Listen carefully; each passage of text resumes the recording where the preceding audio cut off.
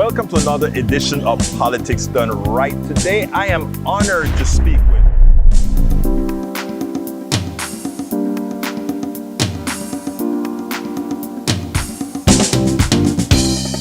Welcome to Politics Done Right. I am your host, Egberto Willies. This is a progressive program that will take the mystery out of politics. This is the program that will encourage you to make sure government becomes we the people.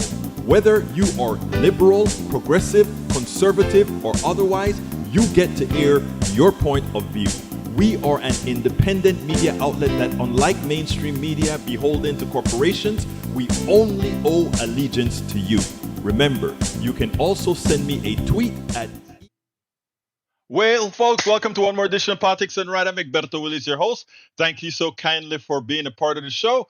Of course, I cut the entry off a little bit too early, but we are kind of running a little bit behind. How are my peeps doing? Welcome aboard, Breach MCP from Binghamton, New York. Eric Hayes from Kingwood, Texas. Of course, Lee Grant from Montgomery County. Melanie Keelan from Barcelona, Spain. And of course, Michael Rutnan from Brooklyn, New York. How are my peeps doing today? I know we're all doing fine. It's crazy day, crazy day. Why is it so crazy? I mean, think about this, folks. When would you have ever thought? When would you have ever thought? I'm going to play this more than once inside here because I thought it was crazy, cray. Think about if a Democrat did this. Think about if somebody went ahead and did something like this. Let me present to you the President of the United States.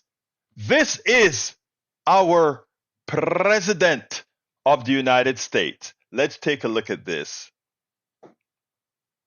Well, where are you? Where are you? There you go. Your favorite president, Donald J. Trump, with some very exciting news.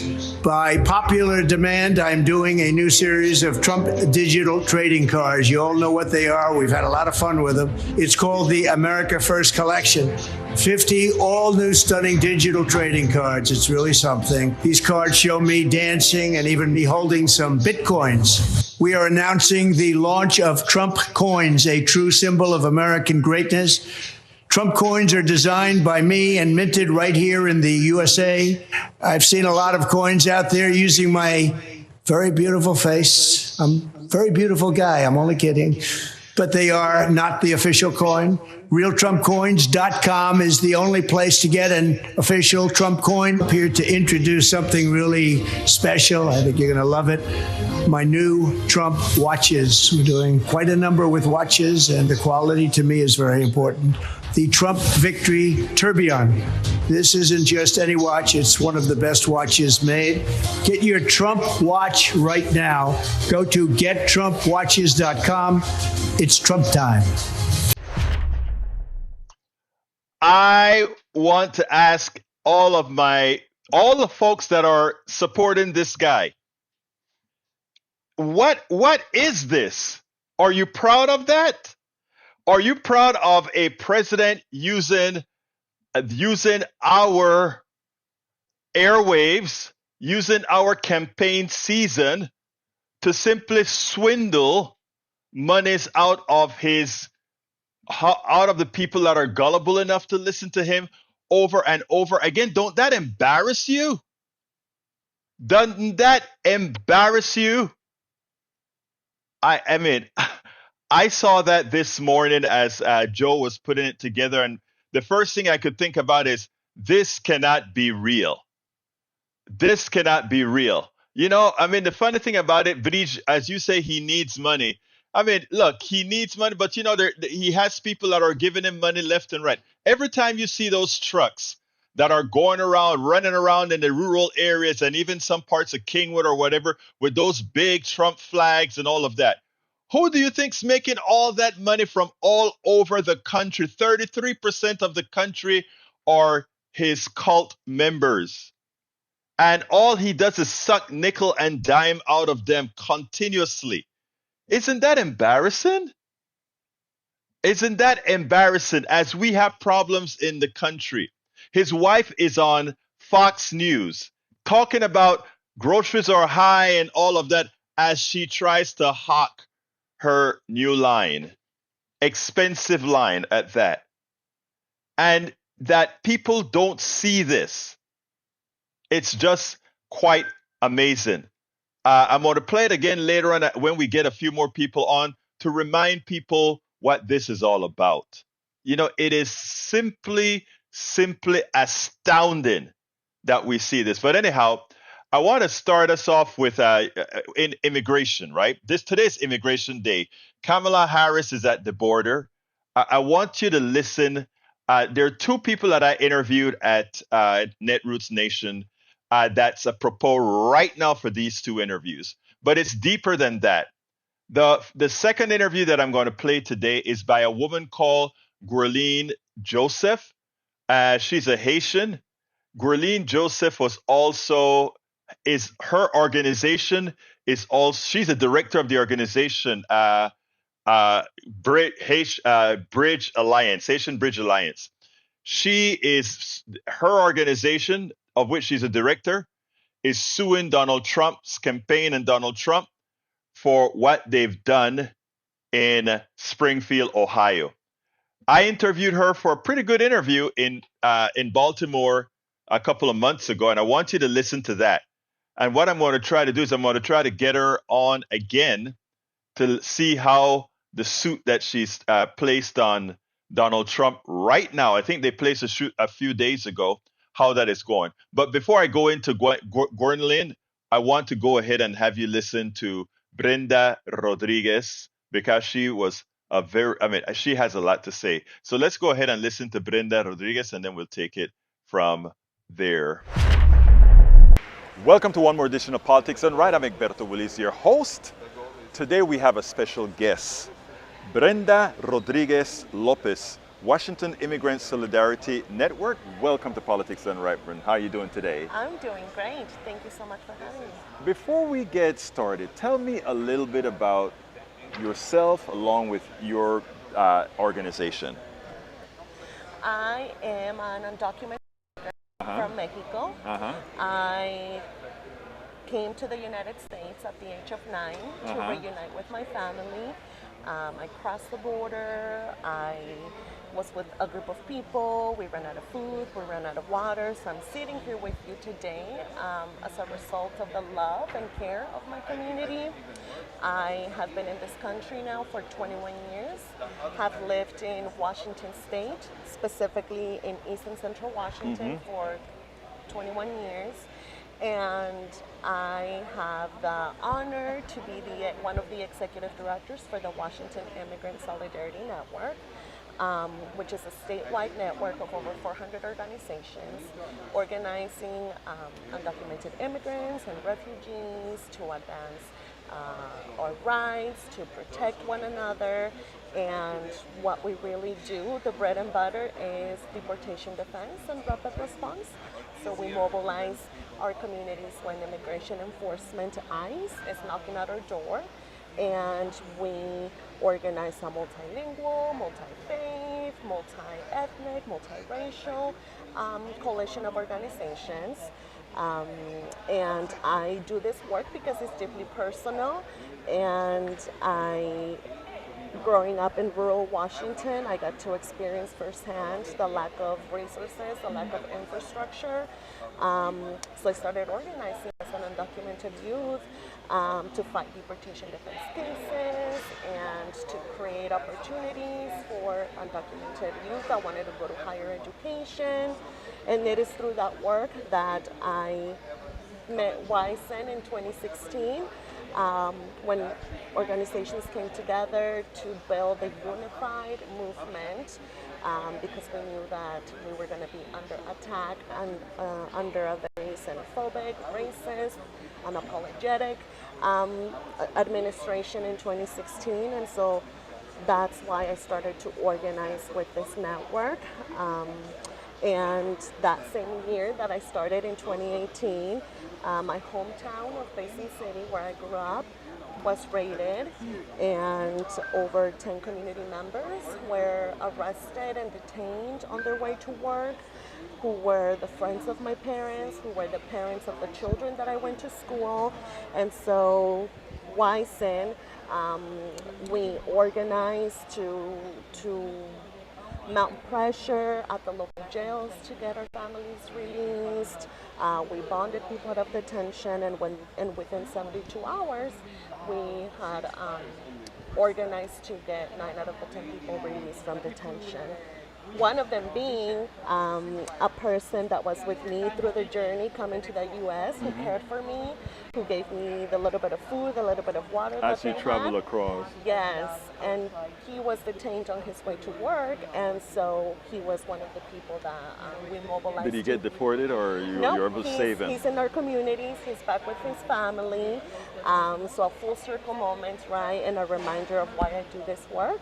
Now let me ask you something, because did I understand you right that what you did was made a coalition of all these different groups that are working for the deported, for the undocumented workers, etc. So what you did is got all of these together?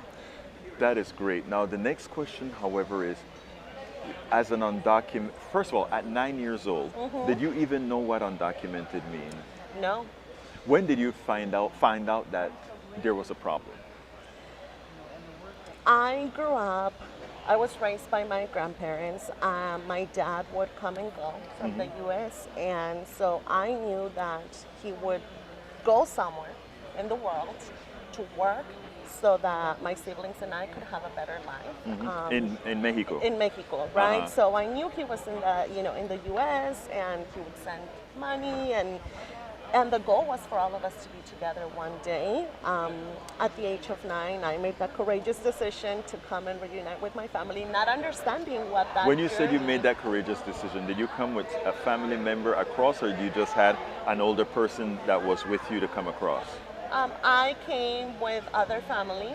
Okay. Yeah, I made that courageous decision to join the family. And your mother was left behind in Mexico, or? My family, the rest of my family was already here. Oh, they were already so I here. was the last person got you. in my immediate family. Now, to is your entire family undocumented, or just?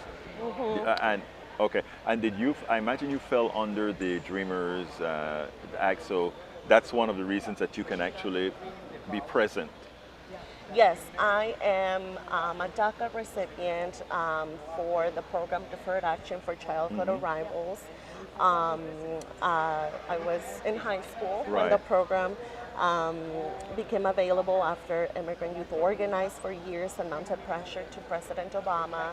So I'm one of the recipients, and through that work I have been able to dream, really. That's why they called it the Dreamer. The dream, right? To dream and to go to a university, to be able to do this work, to be able to, in many ways, be more unapologetic, right? Well, I mean, I'm originally from Panama. I'm Central American, right? I came here. I am a naturalized American citizen now. I feel no restriction, there's no apologizing for me being in America, especially given the country's history, and no one should ever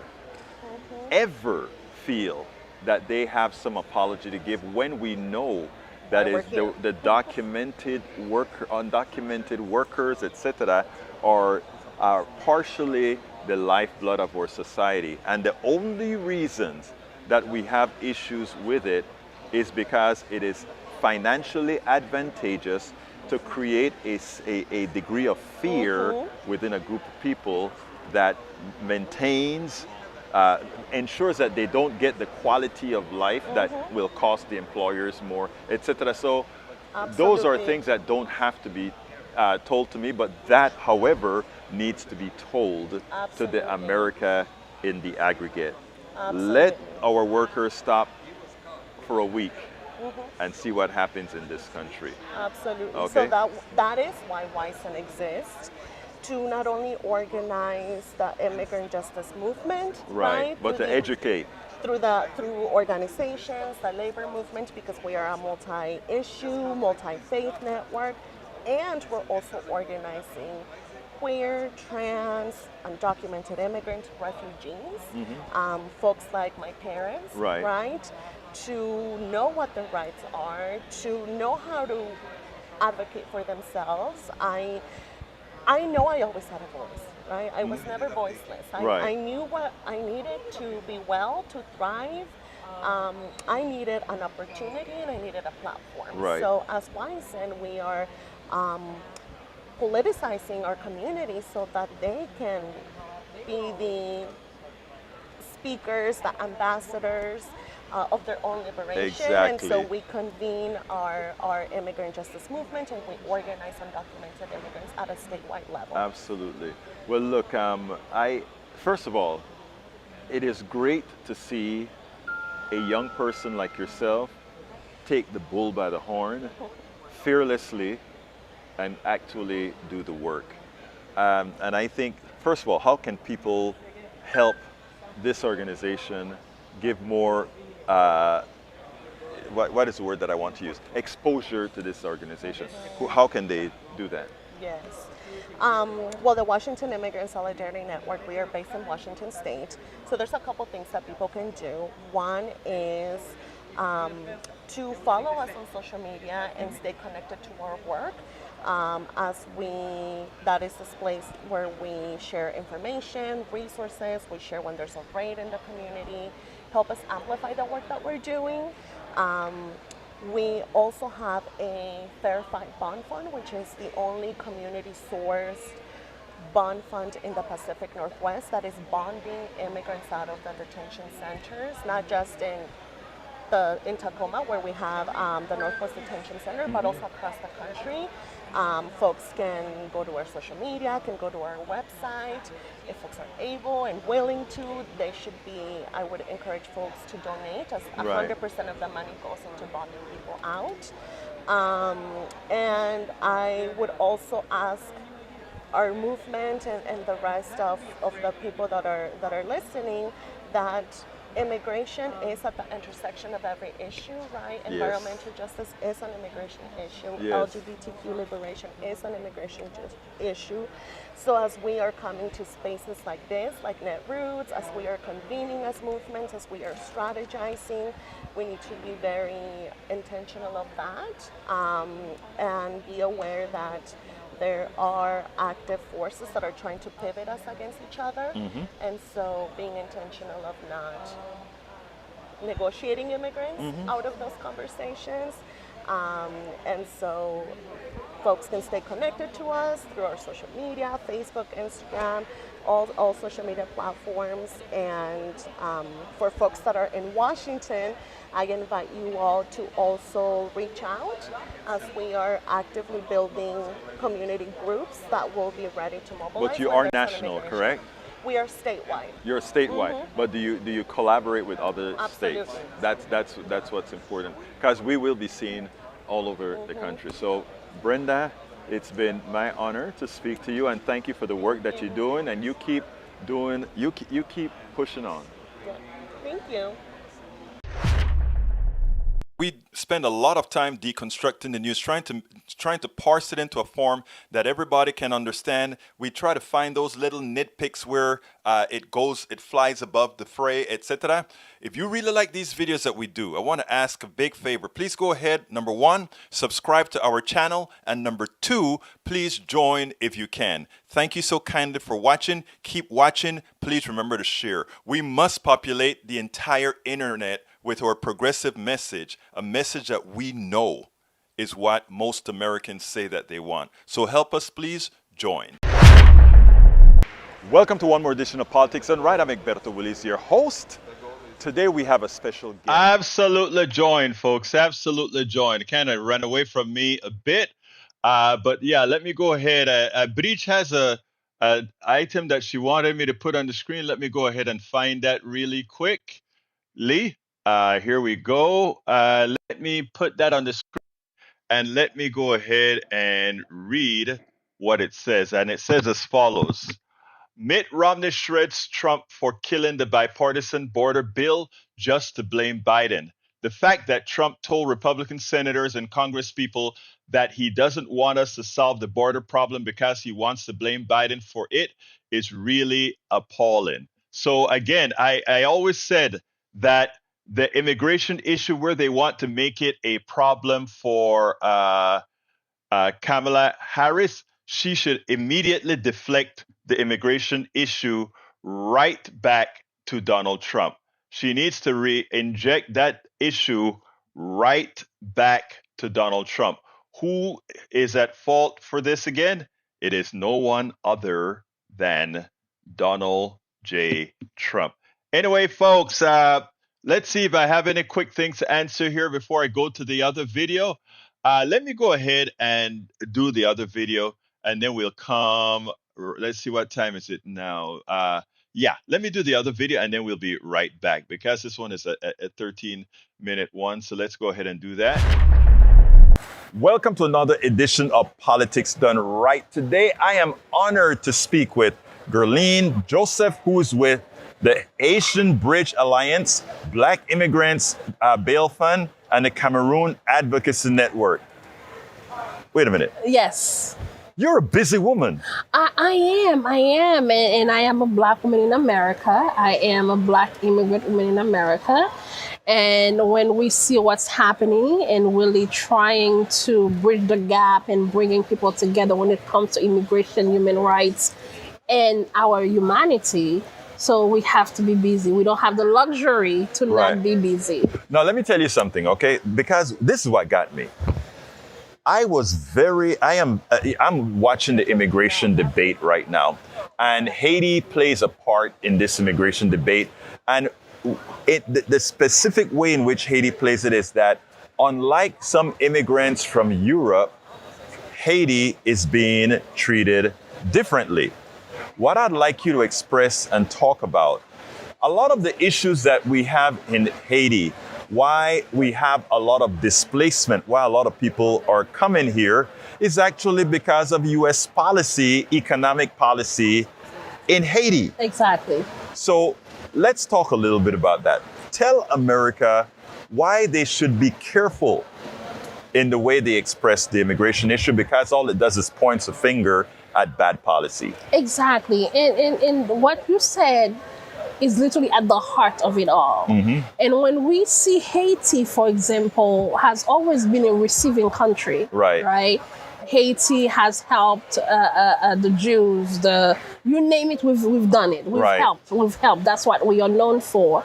But at the turn of the 1960s, 1970s, due to U.S. policies into Haiti, putting government in place in Haiti that was in the best interest of the U.S., started seeing the first real big wave of migration out of Haiti into the U.S., and then you started hearing of the boat people out of Haiti.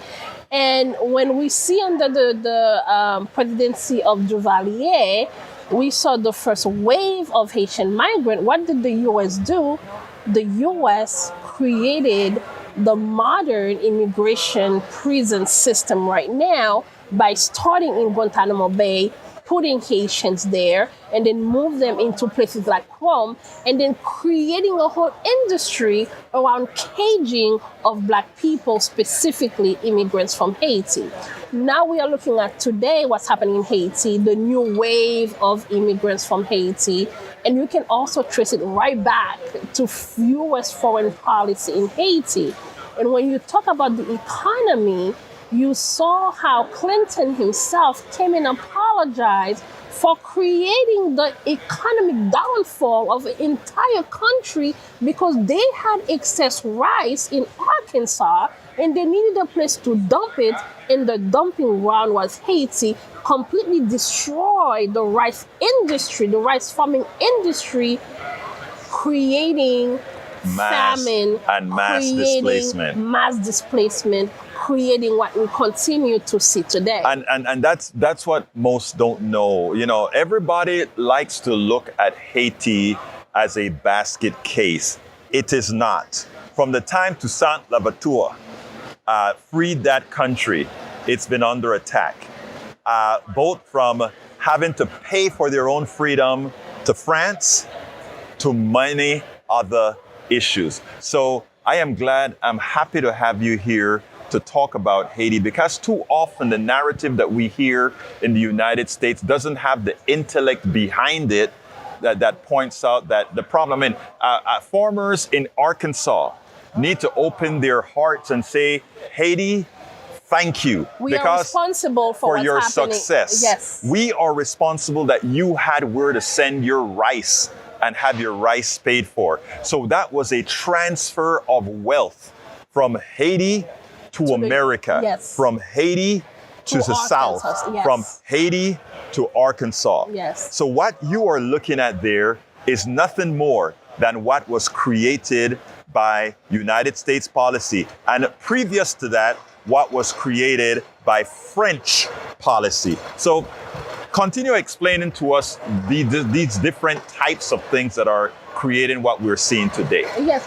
So we can go back to 120 years ago, understanding that Haiti is the second country in the Americas after the United States. Right. But Haiti is the only country that was created out of the Black revolt. Exactly. When you have people of different tribes in Africa, and what they were doing is that if you misbehave in the South, in North Carolina, in Virginia, you will be shipped to Haiti because that was where the harshest conditions were. Right. You misbehave in Jamaica, you misbehave in Panama, you misbehave wherever in the Americas, you end up being sent to Haiti to be corrected, to be fixed. But the mistake that they made was by bringing all the folks who are really freedom fighters into one place, we give birth to the new world. Exactly. We give birth to what we know today as what we see. And we say Haiti is the mother of the new world. And because of that, I want to bring us back to Frederick Douglass. When he was the first envoy from the U.S. to Haiti, when he came back, and he, during the World Fair, and he was giving report back on his experience in Haiti, and understand the relationship between Haiti and the United States, and Haiti and the powers of the world, he said, the world, i.e. the United States, will never forgive God himself for allowing Haiti to be Black. And you know that what is so interesting about that, also there was always the fear in America that Haiti would be the template, the fear in Brazil that Haiti would be the template, the fear in Jamaica that Haiti would be the template. And that is, and it was, and it continues to be. Right. And we also have to remember, even the South and Central America, Haiti was not only pivotal in the liberation of the entire continent, but Haiti provided the food, the arms, the money, the people, until Simon Bolivar. Exactly. When we are providing everything for you, but when you go with my support and liberate what became Gran Colombia, you have to make sure that the Black people are also freed. Right. You don't have to repay Haiti anything other than really continue the fight for freedom of all people. Right. So, as you mentioned, now you have Portugal completely, shook. That now we have Brazil, and Portugal was one of the biggest enslavers. Right. And now you not only have the French that's fighting Haiti, you have Portugal, you have the British, you have the French, you have the U.S. It was the entire Western world that needed to make sure that this revolt, because they wanted to make it. And this is what's not, people talk about, they don't want to teach critical history, or they don't want to teach any of these things. And this is the reason why, because when the truth comes out, what really happened, normal, moral people with empathy understand that the only thing we're looking at was people looking for freedom like what everybody else wants. For freedom. They're not asking for anything from anybody. They just want freedom to be able to have equal access to success. Yes. And that's what's important in this movement. It's important the work that you do with your head lifted high, that people understand nobody here is asking for a favor. Everybody just wants equal access to success. And when you have a group called the Haitian Bridge Alliance, the Black Immigrants Foundation, this is not about division. This is about It's about bringing people together. Yes, because in Haiti we say un pile main chay palou, which means many hands lighten the load, right? Which means l'union fait la force, which means bringing ourselves together. Exactly. And the reality is Haiti continues to pay for all people. Right. The United States put a 60-year embargo on Haiti. Yes. And then they invaded Haiti. Yes. And then More than once. And when they did the first invasion, they took out everything that was left. Well, I mean, that is... And brought that into the U.S. and brought that into Citibank. Yes. Citibank, as we know today, was created and built by the Haitian money that the United States literally went into Haiti and took out. It's the same thing that was done in Cuba. It's the same thing that was done in the Dominican Republic. We have to understand that the history that we learn here is only a partial history to the person who has been for so long the oppressor. Yes. And when that is, and you know, this is not to blame individual folks. This is just to say, this is what your corporatists, this is what your capitalists, this is what these people did. Yes. And what we're seeing coming across the border is only the natural result of policies that has occurred throughout time. Yes, yes. And when that is understood, we can actually have sensible policies. Absolutely, and really centering that into the humanity, centering that into the false narrative of othering. And what you said is understand that our privilege that we have here is only because enslaved people decided no more. Exactly. Enslaved people said, you know what? I am a person. I do not belong to you. Exactly. And that create the ripple friction effect that we see today, that you and I can come into the front door. And you and I can sit here as Black people, as immigrants in this United States of ours, to be able to speak on behalf and with this authority. Because the truth is, the U.S. was built on the entire Western region.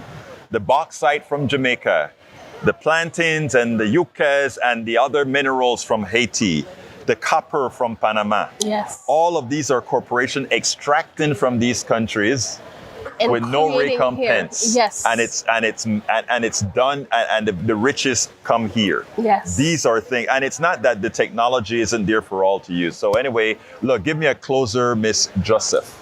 I will say that in 2024, where we find ourselves, when it comes to immigration specifically, we have to understand the root causes of migration. We have to understand that immigration is a Black issue, is a social issue, is a racial issue. We must continue to push against the false narrative of what we are, who we are, and believing that we are stronger together. Whether my ancestors was in Haiti, in Panama, in the Dominican Republic, in Cuba, in Colombia, we are related to the ancestors of the people in the South, in Louisiana, in North Carolina, the Gullah people. The Gullah people. We were separated. And what I continue to do is call for a diaspora reunification. Exactly. Because we were separated doesn't mean we are no longer family. We just need to come back to ourselves. Guerline Jozef, it's been so my much. Pleasure to speak with you. It's an honor. Thank you so kindly for having been on Politics Done Right. Thank you so much. I so enjoyed speaking to that woman of intellect. Now she's suing President Trump, and I'll get her on again. I got to go find her card. I don't, I have to find, I have so many people that, sometimes I get all this stuff mixed up. But here's the deal. I want to address what Bridge said, because I want to tie, Bridge, what you said to not only Eric Hayes, but to Mike Cisak and to Lee Grant. And one thing you're going to notice is these are three conservative white guys. And I'm going to be very, very respectful in the way I say this. Remember what you gave us yesterday, Bridge. And you know what? I better play a piece of what you gave us yesterday. because it's important. I actually captured it into a standalone, and I should have included it in my prose today. But I hope Eric, CSAC, and Grant hear the way I want to express this. It's not an all white guy issue. It's a some white guy issue who is predisposed to be programmed by the right wing, who are using them just like they were used in the Bacon's Rebellion. So I want to play just a beginning of this piece here, and remember what this very smart woman had to say. And we are here to learn, folks. And nothing here is to disparage anybody. We're here to learn. Bridge brought up a subject saying that Eric doesn't have any space in his mind to really think and put other alternatives in there. It's not that, it's that he's been programmed to be fearful, and that fear is manifested just like this woman says. And then I'll stop it where I start. Step back and think about humans in the wild. It's very rare that you would be feeling that level of fear and shame without good reason, like running away from saber-toothed tigers or whatever. So your brain says, all right, I'm feeling ashamed a lot. There must be a reason why, and it will find a way to justify the very emotions that are being used against you by pernicious algorithmic cycles. And those justifications are not trivial, right? They're like fundamental shifts in worldviews, fundamental shifts in sense of identity. Reversing those justifications and changes is very difficult. Even if you can, and you can change somebody's mind at a factual level, that initial emotional residue tends to stick around. That will be the thing that informs somebody's behavior, like which causes you advocate for, who you vote for. Like that will have much more of a bearing than all of the logical stuff. That is so true, Bridge. And that's, Bridge, that is the disease, that is the cancer that is affecting a whole lot of our, specifically white men, but also some black men that feel an inferiority complex because they feel a false sense of being left behind. Not that they're really left behind. A lot of it is of their own doing.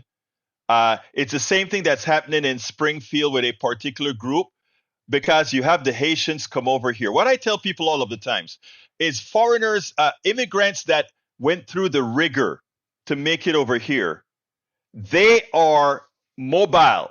They are either rich in the country they're from, they're above the fray in the country, or they have that intrinsic strength. That strength that says, I can move forward. I am going to do it. And moving forward is coming, they see an opportunity in America, and they come to America by hook or crook because they know that they can actually get something accomplished here. It's no different than the people who settled America. They were the ones willing to come across the ocean in a ship that they weren't sure if they were going to live or die. They came to America. They did something special. They came to America. But the difference is in the morals, right? When they came, they showed that they could escape the bondage or the thing that they were in their country. They came to America, to the United States, and what they did then was not just to say, I'll take this piece of land that is empty and develop it, etc. They came and they conquered. They said, I'm going to take the entire Mississippi, the Louisiana Purchase. I'm going to move westward. I own it. I name it. I take it. That is what those settlers that came from Europe were all about. Yeah, they were also a cut above. A cut above doesn't mean morally good. A cut above just means you are willing to move forward no matter what. Those immigrants from Venezuela, Panama, Honduras, Jamaica, Haiti, and all these other places, they are a cut above in that they're willing to take the risk and take the chances to make it here. Okay, to make it somewhere. It's not only here they're coming. They're also, you have Cubans going to greener pastures in Jamaica. You have Cubans going to greener pastures in Brazil. You have Venezuelan going to better pastures in Ecuador. It's not only America that is actually taking the brunt of this migration, created much of it by American policy, But, but when you have elections devoid of honesty, devoid of morals, we can then get into the condition where that woman that Bridge MCP brought to us yesterday, she showed the carnality of the human mind, of some. And those are weak minds, minds that need to strengthen themselves up to be able to take what Guerline Jozef just said, expressed. When you look at Haiti, understand what the problems are with Haiti from its inception. They went ahead and beat the crap out of France. And then, in order for the rest of the Western world not to come down on them, they had to pay for their own freedom. But to show you the limitless, the thinking process, when you have somebody like Brother Grant say that, hey, Haiti, those Haitians committed genocide on the French. No, wait a minute. The French, for decades, for centuries, were enslaving these people, and they fought for their freedom. You didn't call it genocide when the people who came here enslaved and maimed and killed the natives and pretty much indentured servitude the Chinese. You see, again, the reason why the right does not want you to think critically is because we're all human. And everything that the Westerners did in America is something that other cultures would have done at some point in their history. It's not a white thing because white makes no sense. There's no white. It's just human. There are human characteristics that have to be improved, and socializing humanity has created better humans, period. When we created living in society, socialized, when we created society, we created dependency among each other. And having dependency amongst each other is something that protects us all. Because if we are all individuals, if we're all rugged individuals, we look out for number one. That's the problem I have with capitalism. Because it purports to preach rugged individualism. Rugged individualism means selfishness. Look out for me first. Society means social. We socialize. In socializing, we make ourselves dependent on each other. In our dependency on each other, we are not only more efficient, but we cannot hurt each other. Why? Because we depend on each other. We are a unit. We are a body. We are an organism. We are an organism of organisms. It is so hard for people to critically think on these issues so that we can actually get to it. Okay? Let's get smart, folks. Again, I sort of feel for those people that are locked into that way of thinking, that always trying to find a reason why they're racism, a reason why they're prejudice, a reason why their ill information is that way, it must be difficult living in that body. Like I told you yesterday, and I turned this into a rant as well. My most liberating feeling came when I gave up my prejudices, when I gave up my homophobia, when I gave up my sexism, because the freedom it gives you to just look at folks for what it is, it's amazing.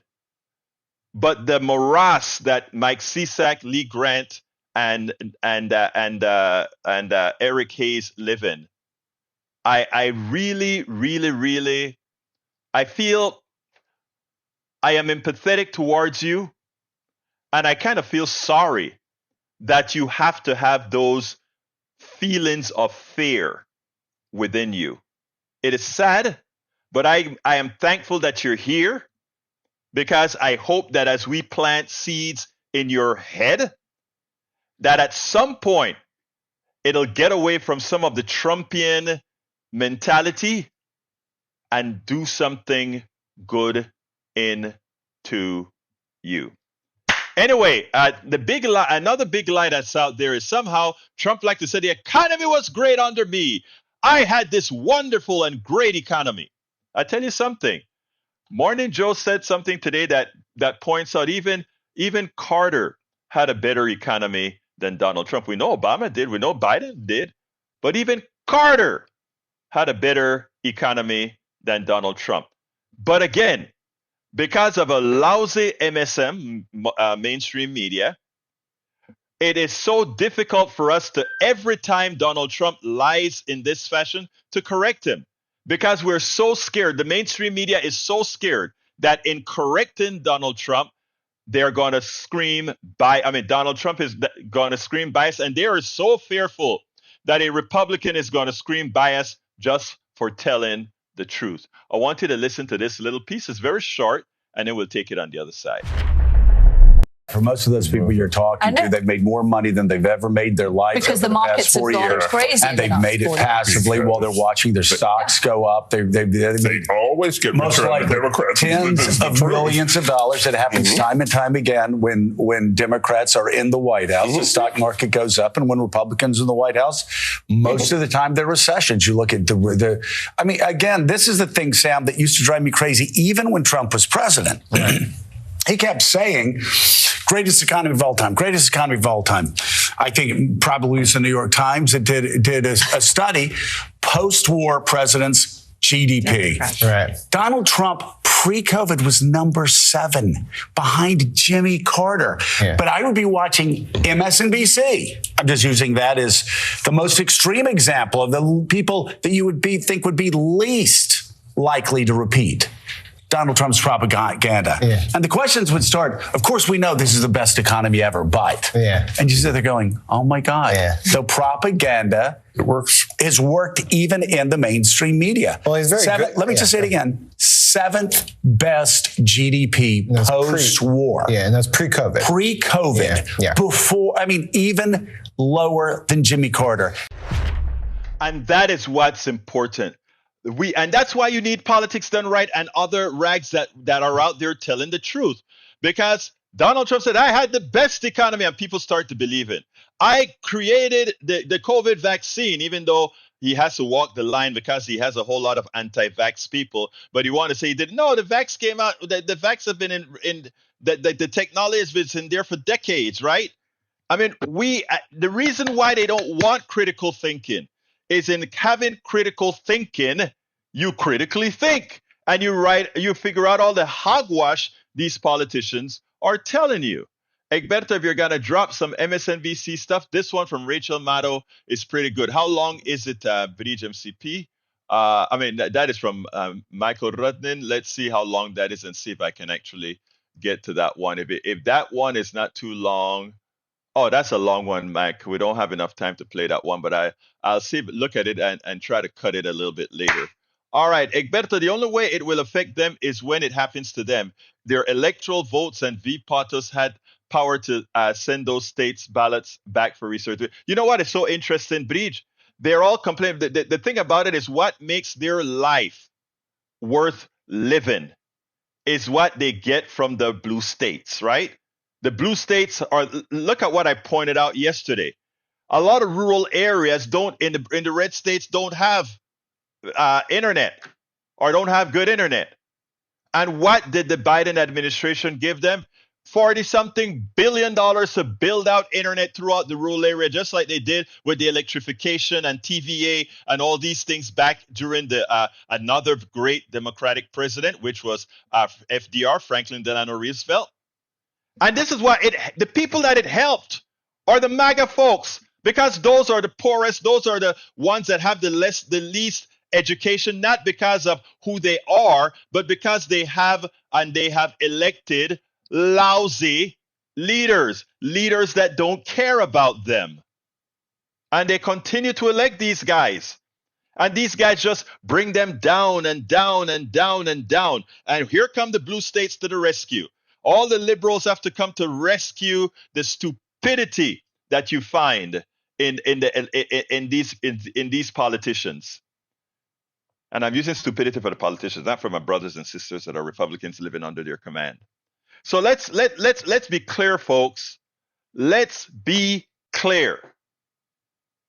What Morning Joe just said, Joe Scarborough just said, is a statement of fact. And the good thing about what we say, these are all things that are verifiable, that they're quantifiable and easily seen. You can look it up. You don't have to go to the right-wing sites for them to cook data for you.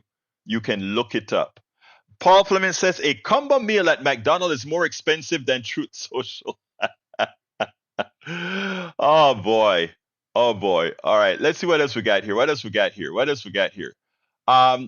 just want to read again. Israel continue with its bellicose. I don't know who watched Netanyahu at the UN.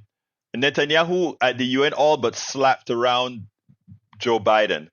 And unfortunately, Kamala Harris can't do anything about it. That's not how political systems work. She cannot go up and against Biden. She can't come out and say her policy is going to be X, Y, and Z. And she can't even tell Netanyahu in the background, this is going to be my policy when I get into office. And the reason she can't do that is because Netanyahu, a responsible punk, will come out there and say, oh, you'll go to AIPAC and say she plans to cut us off if she gets into power. Okay? We have to be pragmatic. We got to be practical. We got to be smart. Michael Rudden says, internet for all, broadband for all. It's not just about everyone getting internet access. Anyone can get a dial-up or satellite package, but those are typically inefficient for things like HD video streaming, and that puts rural people at a disadvantage. Biden-Harris aids to fix that, even if they're conservative. Look, most of the infrastructure bill is going to red states. Think about that. Most of the infrastructure bill is going to red state. And why is that? Because they're the most deficient. So you have to bring them up to par. And, and these are things that you can't go ahead and hide. Look at the water system in Jackson, Mississippi. I mean, it is pathetic. These people don't love their people. They have their gated communities where they have their own filtration system for the few. They have all these little things for the few. But for the masses in their states, who the hell cares? They don't care. And then when you have sycophants like our brothers in this chat that continues to give these guys legs, it's sad. And like I said, I love my MAGA brothers here, but I honestly feel a level of pity that they have allowed their mind to be so used and misinformed. But hey, keep on coming. We'll keep talking, and we are hoping that you'll be enlightened over time. But anyway, we got to continue this, and folks, we do need your support.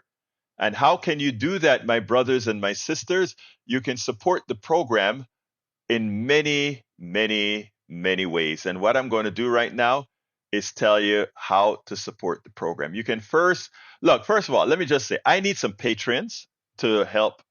We have this thing called patrons, right? If you become a patron, there are a lot of offers. You can read my books, all that good stuff. And how do you become a patron? I'm going to give you several links today. How can you become a patron? You become a patron by going to politicsdoneright.com/patron. That's one way to support us. Another way to support us is to go ahead and buy some of our books. And let me put our books on the screen right now, different books that I have. Again, these are books that you can learn a lot from. I promise you that. politicsdoneright.com/books. You can learn about, and it's easy to understand. First one, it's worth it, how to talk to your right-wing relative friends and neighbors. That book, I guarantee you'll be very well educated with that book. Tribulations of an Afro-Latino Caribbean Man, my story and why I'm doing what I'm doing, etc. Additionally, as I see it, Class Warfare, the only resort to right-wing doom. You'll learn a lot about the economy. How to Make America Utopia, take away the economy from those who rigged it. So folks, please consider going to politicsdoneright.com/books and pick up 1, 2, 3, 4, all of my books. again, you'll be helping. I mean, I only make a little bit on the books, but you still be helping us move forward. Patreon, you can support us on a sustaining basis. All the different ways in which you can support the program can be found at politicsdoneright.com/support. Politicsdoneright.com/support. But if you really want to help us really extend the message, etc., what you can do, what I'm asking you to do, is to become subscribers of our Substack, our newsletter. And the newsletter is called Egberto Off the Record. Egberto Off the Record. And what I'm asking is that you become a subscriber of Egberto Off the Record. And what do you get for that? Let me first put that onto the screen. As a subscriber to Egberto Off the Record, and by the way, to subscribe to Egberto Off the Record, you just have to go to politicsdoneright.com/newsletter. politicsdoneright.com/newsletter. Please consider becoming a supporter by becoming a paid member. And what do you get? If you click on that, you get to read all these books that I just showed you that you can go to politicsdoneright.com/books to purchase. You can also read it directly online here at Substack. As I see it, Class Warfare, the only resort to right-wing doom. How to Make America Utopia, take away the economy from those who rigged it. It's Worth It, How to Talk to Your Right-Wing Relative Friends and Neighbors. Tribulations of an Afro-Latino Caribbean Man. Racism Didn't Stop My Smile, Hope, or Journey Forward. Or you can get you get a chance to read all of these books. Again, just go to politicsdoneright.com/newsletter. And what does it look like? When you click on the book, again, it is protected behind a firewall, but when you click on the book, once you're a paid subscriber, this is what you get, all the chapters of the book, and you can read it at your convenience. You can read it all of the times. That is how we move forward. We always ask, why is the right so successful in selling bad policy? Because they have the money to do what they've done to, let's say, our good friend Eric Hayes, Mike Cisak, and Lee Grant. But we need to have enough. We need to also be able to do what I'm doing and to generate a whole lot of others doing what I'm doing. And that is to go out there and tell the truth, enhance the message, tell the message, let it be known. I write books. I write blogs every day. I send out several newsletters every day with new statements. I write articles for newspapers. I do all of that simply to make sure that our message doesn't get left behind as the liars continue to fill the space with lies and bad information. That's all I do. 16 hours a day, 7 days a week. And what I'm asking for is to support the mission. And you support the mission by going to politicsdoneright.com. You can start by going to politicsdoneright.com/newsletter and becoming a paid subscriber. So if you're listening to this right now, whether in podcasts or live, I'm asking you once again to go to politicsdoneright.com/newsletter, become a paid subscriber, and you get access to all of my books. So you do get something. And all my subsequent books, all the subsequent books that I write, you will be able to read it as well. So it's something you're supporting what we do here, and at the same time you get a little something. Anyway, got to get out of here. My name is Egberto Willies. This is Politics Done Right, and you guys know how I end this baby. I am what? Out.